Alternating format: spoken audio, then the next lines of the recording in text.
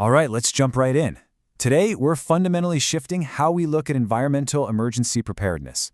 We're moving completely away from treating it like just another documentation exercise. Under ISO 14001:2026, specifically Clause 8.2, your emergency preparedness absolutely has to be a dynamic, continuously tested operational reality. So we're going to break down exactly what that means, how you actually execute it, and crucially, what lead auditors are hunting for. I want to start off by asking you a pretty blunt question. Is your emergency plan just an illusion? Think about it. There's this massive tension between having a beautiful, dust-collecting binder sitting on a shelf and, actually surviving a real-world environmental disaster. Because at the end of the day, an auditor's job is simply to figure out if your plan is functional or if it's completely fictional. The difference between theory and practice here is, well, it's night and day. On one hand, you've got the theoretical plan, the flawless paper tiger. Sure, it sounds fantastic during a desktop review. But then, on the other hand, you have the tested plan. This is the messy, high-stakes reality where spill kits are actually being deployed. Communication lines are proven to hold up under serious stress, and your people just know their roles without having to frantically flip to page 42 of a manual. To get us to that tested reality, here's our roadmap for this explainer.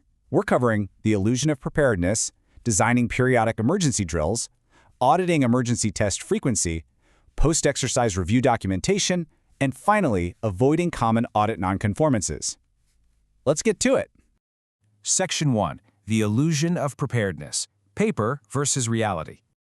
Let's ground this abstract ISO standard in some visceral, high-stakes reality, because environmental emergencies certainly do not happen in a vacuum. Picture this. A chemical solvent spill can hit a municipal storm drain in under 3 minutes if it's not contained. 3 minutes. We're talking about uncontrolled air emissions from a sudden filter failure, major wastewater overflows during a heavy rainstorm, toxic gas leaks, or even firefighting water runoff. That last one is a huge blind spot for a lot of people. Think about it. If you have a fire, all that water used to put it out, it's now contaminated. Are you actually prepared to contain it? Because these are the real stakes of Clause 8.2. So the absolute crucial takeaway here is that a paper tiger won't save your facility from a catastrophic spill. A plan that only lives inside a binder is just a really dangerous illusion.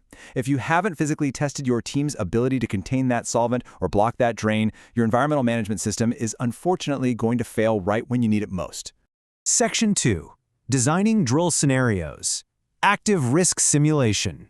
When we talk about designing periodic emergency drills, it really follows a strict chronological life cycle. First up is risk identification.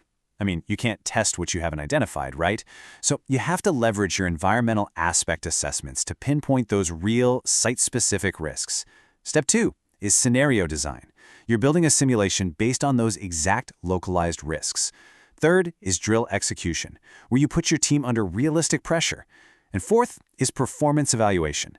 That's analyzing the messy aftermath to figure out exactly what broke down. Now listen, this is exactly where so many organizations stumble. Artificially simplified simulations just give you a totally false sense of security. To be truly valid under the 2026 standard, your drills have to mimic the absolute chaos of a real environmental incident. That means your simulations must include real-time pressure, intentional communication hurdles, like say, a key coordinator is suddenly unavailable, and external coordination with local fire departments or regulatory agencies. Honestly, if your drill feels easy, it's just not a valid test. Moving on to Section 3, Auditing Test Frequency, the lead auditor lens. So, how often should you be running these? Well, operational complexity and environmental risk strictly dictate your testing frequency. For instance, if you're a high-risk facility, like a chemical manufacturing plant, an auditor is going to expect to see drills happening quarterly. You're handling highly dangerous materials every single day. Now, a medium-risk facility, maybe a large wastewater treatment plant, they might test semi-annually. Meanwhile, a low-risk, service-based office might only need an annual drill. The bottom line is that your testing interval has to be rationally, solidly justified by your actual risk exposure. So, the key takeaway here is that test frequency is never just some arbitrary guess. It's a rationally determined interval dictated by exposure, operational changes, and past incidents. And even more importantly, it is entirely dynamic. Let's say you introduce a new hazardous chemical to your site, or you expand operations, or maybe you just had a near-miss incident. Well, your test frequency absolutely has to increase to reflect that. An auditor wants to see concrete proof that your testing schedule is evolving right alongside your facility. Section 4. Post-exercise reviews, the post-mortem phase. I really want you to anchor this quote in your mind. Emergency preparedness is not achieved through documentation alone, but through consistent practice and improvement. This right here is the absolute core philosophy of the standard. The true value of an emergency drill isn't just giving yourself a pat on the back and proving you can do it. It's about aggressively uncovering those hidden, nasty flaws in your system so you can actually fix them before a real disaster hits. Okay, so what exactly do lead auditors expect to see when they look at your post-exercise documentation? Basically, they want ironclad proof that this wasn't just a lazy check-the-box exercise. Your documentation needs to detail real response timelines, like exactly how many minutes did it actually take to isolate that drain. They want to see an honest assessment of the effectiveness of the spill containment. They're going to check resource adequacy. Did you literally have enough spill kits on hand, and was the PPE the right type for the specific chemical? They'll evaluate internal and external communication clarity. And finally, the big one. If something failed during the drill, and something almost always does, they expect to see a thorough root cause analysis explaining exactly why. Let's look at how this plays out in reality with a quick case study. One organization ran a drill and actually discovered a terrifying 15-minute delay in deploying their spill kits. Why did that happen? Well, it turned out the storage locations were totally unclear to the newer shift workers. But because they properly documented this failure in their post-exercise review, they were able to immediately relocate the kits and update all their signage. That single, honest documentation of a failure directly led to a life-saving, environment-saving update. Now that is what a functioning EMS looks like. Finally, Section 5. Avoiding common audit non-conformances. Lead auditor pitfalls. There are 4 massive traps that organizations constantly fall into, and any of these will practically guarantee you a non-conformance. First up, untested plans, meaning you literally just never run a drill. Second is undocumented reviews. So maybe you run a drill, but you keep no formal record of what you actually learned from it. Third, generic scenarios. This is when you use some basic copy-paste template drill that doesn't actually test your site-specific chemical risks. And fourth, outdated procedures. Failing to update the emergency plan after your facility undergoes changes.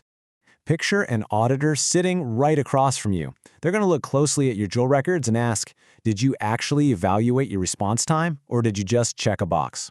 If your records just vaguely state drill completed successfully with 0 metrics, no exact timeline, and absolutely no noted areas for improvement, an auditor will instantly consider that a systemic weakness in your EMS. Undocumented or superficial drills are non-conformances, plain and simple. I want to leave you with this final thought to chew on. When your next environmental emergency strikes, will your team jump into action, or will they be frantically trying to read the manual? The illusion of preparedness is incredibly, incredibly dangerous. Continuous, rigorous testing, that is your only real safety net. It's literally the only way to ensure your environmental controls actually hold up when the pressure is truly on. So take the time to design realistic drills, evaluate them with brutal honesty, and upgrade your plans, because your environment, your community, and your business absolutely depend on it.